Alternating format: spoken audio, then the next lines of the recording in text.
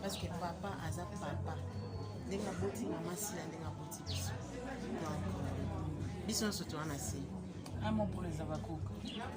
Baba biso surtout en matanga. Merci. Taro matanga c'est la phase. Nani, il a dit, Azan Sima. Merci beaucoup. Le professeur Gatibi.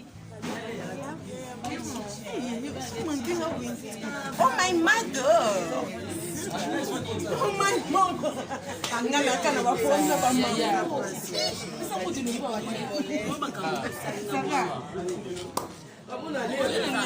Akomede batongo sina anglais.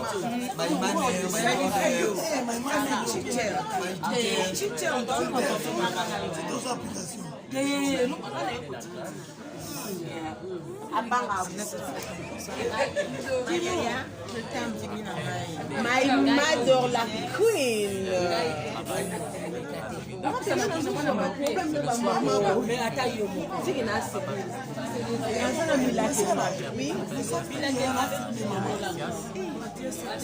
Femme mariée. Ah, mais reçu, maman.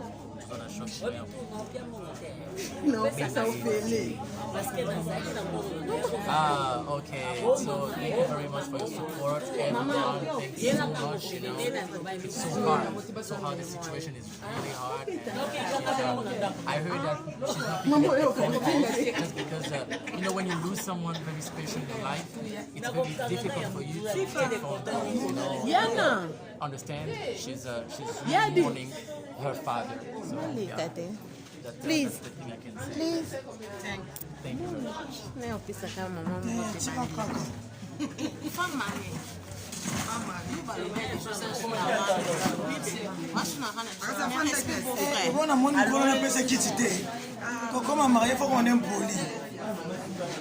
Ça c'est Mimi des bébés qui m'aurait jeté il fait un petit câlin ici.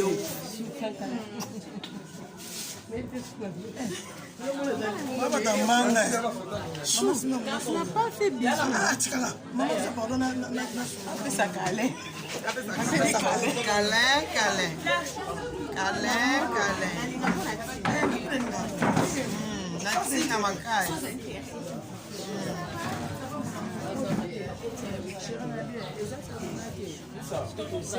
Bijou organisé, on raisonnait bien. On raisonnait bien. Oh, on a ça la bouée. On a ça. On file. On raisonnait bien.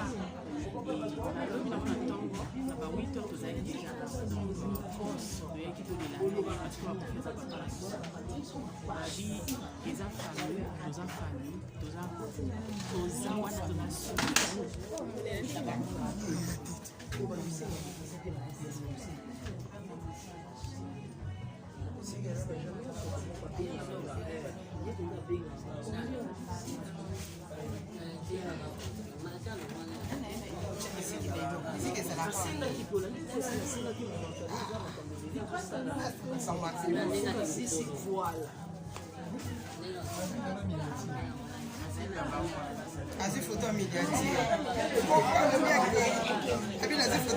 As if a photo miniature.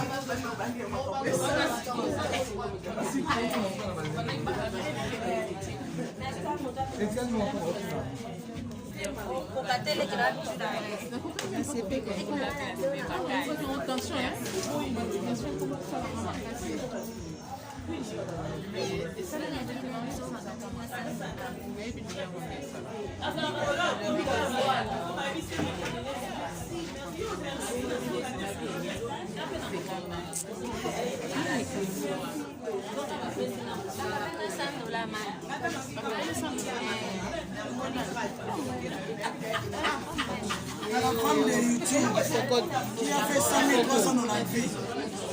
Bien, si la kufeli papa, afandika papa apesi. Ye mtatika na papa wana kini mtazala na papa, ye mtatika na